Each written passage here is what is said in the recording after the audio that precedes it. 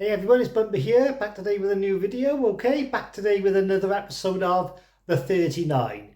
Okay, so I just give you the quick spill, like I do at the start of all these videos, but The 39 is just a journey that me and my buddy Trevor doing over at Double Bill Movies into the 39 category A video nasties that were banned in the 80s and the 90s. Okay, so we're some way through now, so we're coming to near enough the middle of the alphabet, and we're getting to some really good films now after some slogging through some cannibal movies and some Italian Italian horrors and things. So yeah, so today's episode is the movie Evilspeak.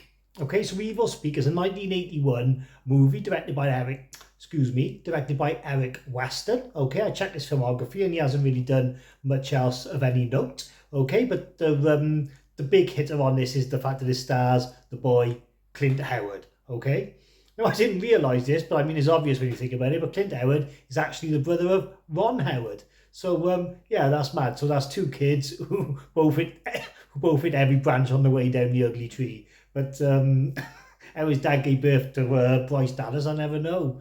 But yeah, so anyway, so this stars Clint Howard, who's a bit of a cult hero. He's in Ice Cream Man in the 90s. That's one of his famous roles. But if you look at his filmography, he reminds me a bit of a Michael Rooker, if you ordered him from Wish. He's just in hundreds of films, like, do you know what I mean? So yeah, so anyway, going back to the movie, then Evilspeak. So it is a video nasty. It's a little bit unlike most of the video nasties. It's more of a traditional movie. It's about a guy who manages to bring back this sort of devil worshipper Satan type guy when he finds this whole ritual in this book. Okay, so we'll jump into it anyway. So I'll give you Trev's little overview first, and then we'll go from there. So Trev says, this was my second time watching this 80s classic. Clint Howard has always impressed me, even when I used to watch him in Gentle Ben. Amongst his many roles in film and TV, some standout characters would be in Ticks, Apollo 13, Human Eyes from the Deep, and the voice of Elephant in Disney's The Jungle Book. There we are then, Trev kicking the knowledge. Clint Howard was 22 when he did Evilspeak, and according to Wikipedia, had to pay for his own toupee. Okay, so there's not a lot of budget going on here. I think it was shot in something like 3 weeks, it said on Wikipedia. So yeah. Oh, and then Trev says, did it feel like watching a video nasty? Yes and no. For the most part, it's just a typical 80s teen film. But once the gore kicks in at the end, then yes, the scuzzy look helps. Okay, so I'm going to lean more on it not feeling like a video nasty. There is some gore, which we'll get into in a bit towards the end. But I got to be honest, this one, you know, it would play out. If I had watched it when I was younger, it wouldn't have gave me nightmares when I was a kid. Like films like Pet Sematary, you know, oh God, I was in my mother's bed for a week. But if I'd seen this when I was younger, I would have been all right with it. I would have liked it. It probably would have been a cult favourite of mine, but it wouldn't have put the willies up me that much or anything. So then Trev, should it be a video nasty? So Trev says, kind of. The pig attacks kind of put it in that category. Okay, so yeah, I mean, there is some violence going on. Like I said, there is a boar attack or a pig attack. A couple of times you got these satanic boars, but they're cool more than anything. But they definitely do have a video nasty feel. The stars of the kills, and films have been banned for less in that either. But I suppose it's just there's not a lot of it in this, and it's not sort of advertised on the cover as being a big part of the movie or anything. So should modern horror fans check it out? Only if you like retro horror and 80s classics. So yeah, I think this is worth checking out if you're a modern day horror fan, because it is a fun movie. Like, you know, you can sit there with a couple of beers and have a good laugh with it. What I would say is, and I would never usually say this about these sort of movies, is watch the version that hasn't got the added footage, because it's quite a good transfer when you watch it. It's done by 88 Films. I haven't got it, unfortunately, but I managed to stream the same version, so it might be a slight drop, but nothing major. But it's got the scenes inserted, and it really is a big drop in quality. And I'm not talking like the odd one here and there. I'm talking 20 minutes of movie reinserted throughout, and it's all exposition. I was making sure I kept an eye on it. There was one scene with some rats in a wall, like where he was grabbing something, but there was no violence or anything to do with it. It just gives you a bit more exposition with the guy he works with on the farm and the guy who's living down in the cellar. So yeah, so it takes you out of it because it's too much, and the picture quality takes such a nosedive. It's like watching an old pirated movie. So yeah, so it's a bit of a nightmare. So if you're going to check it out, just watch the hour and a half version, not the hour and 45 version. Okay, so yeah, that's if you decide to. Then Trav's giving his overall thoughts here now. So I watched my 88 films Blu-ray, but forgot it contained a standard definition, uncut version of the film that is longer. So I'm pretty sure this is what I watched. I managed to find most, if not all, the extra scenes and fill in the gaps in the standard definition version after watching so I only have to watch the Blu-ray in the future. I'll only ever watch the extended version. Okay, well, I don't know. Mine was good quality until he went to the crap scene. So I think I watched the Blu-ray, but there must have been some scenes inserted. I hope 88 Films or someone else can give it a 4K. All right. So I'll just talk a little bit more about the picture quality. So I thought it was really good. I put some screenshots up here of towards the end of the movie when there's a lot of orangey colours with flames. And yeah, it looked really nice. And it looked nice in other places as well. But I was taking a lot of footage of this part ready for this video. So this is where I got the pictures of, okay? So a couple of things to say then for my overview is, firstly, this movie is definitely overlong. Like I said, watch the hour and a half version to start with. And then definitely, be prepared to have a bit of caffeine to keep you going in the middle. Because it starts off in like the 16th century and you've got like these devil worshippers on this beach with their leader, and they get sort of, what's the word, renounced or whatever by the local church, and they got to leave.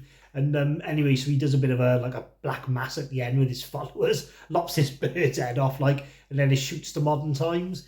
And then that's where we get to see Clint Howard's character, and he's his star's a bit like a male version of God's sake, put your teeth in, a male version of Carrie, he plays for the football team.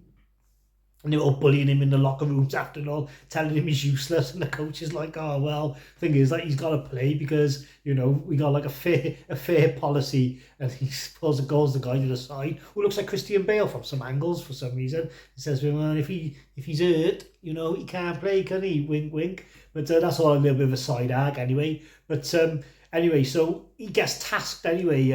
His name's Cooper Smith, and they call him Cooper Shit. And he gets tasked with cleaning out this old cellar in this church. And it makes me laugh because the church is on the campus, and he finds this hidden room, and it's behind a curtain. No one's found it in 500 years. But Cooper Smith goes in there, pulls back a curtain. There it is, entire rooms, bloody babies in jars. It's I don't know.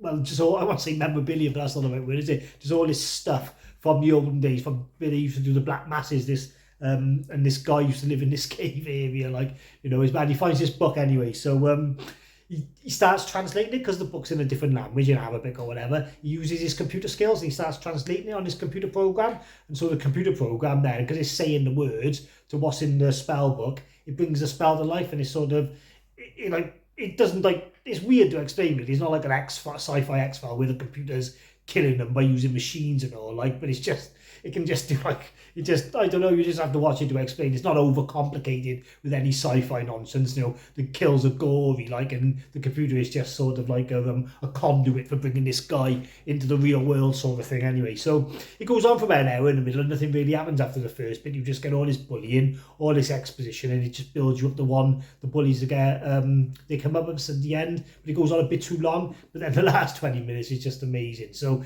this is where he gets his video nasty tagline from, because his head's being lopped off, people being eaten by boars, wild demonic boars. You've got Clint Howard, he's possessed, and he's just flying through the air. The quality's so good on the remaster in these scenes that you can see the black ropes that he's flying in on, and you don't want to pause the decapitations because the editing is not great, and you'll see straight away it's like a mannequin or something. It's funny when they cut their necks, they shatter like ceramic. It's it wouldn't happen if you hit your neck with a sword, obviously, but these they crack and smash. It was funny, but he only had a low budget, and it's good added, even though it looks cheap, it's good added. And Clint Howard, he's just on top form. I might have called him Clint Eastwood earlier, but Clint Eastwood, he is on top form in this, I tell you. So anyway, there's a couple of things. What I'll start doing is, I notice with Trev, he does his videos, they go on for 15, 16 minutes. I do mine, they go on for 7. And I do enjoy talking about these films and doing them, so I got to add a couple of little bits in now for the next future films. What I find that I love about these old films is, the ones I love, they all have it, right? They all have a scene in it which is just ludicrous, right? And they all have a line which you can quote, and you can't believe someone wrote it in the script and the people say it. So first of all, I'm going to show you this bit of the movie. I won't spoil it for you. This is this is your boy Clint Howard throwing this guy, and look at the trajectory he takes when he throws him. It's absolutely hilarious. I don't even know what the hell's going on there, and. I just sort of added that in there now somehow. I don't know if I do it over the top and I'll be waffling behind it or what. But I'm going to show you this bit here. I'm just going to leave you with this line. It's just the funniest line you've ever heard in a movie. So, yeah, I'll leave it there then. I've been Bumper. We'll catch you on the next one. And I'll be on Trev's channel. I think the movie's called Expose. I think it's got a more popular title of The House on Straw Hill because it's on the list as Expose. That's the one we'll be watching. I'll be over on Trev's channel. He's got a nice release of that 7 one, so no doubt that'll be a beauty. So look forward to watching that bad boy. All right, then, I've been Bumper, and I'll leave you with this quote.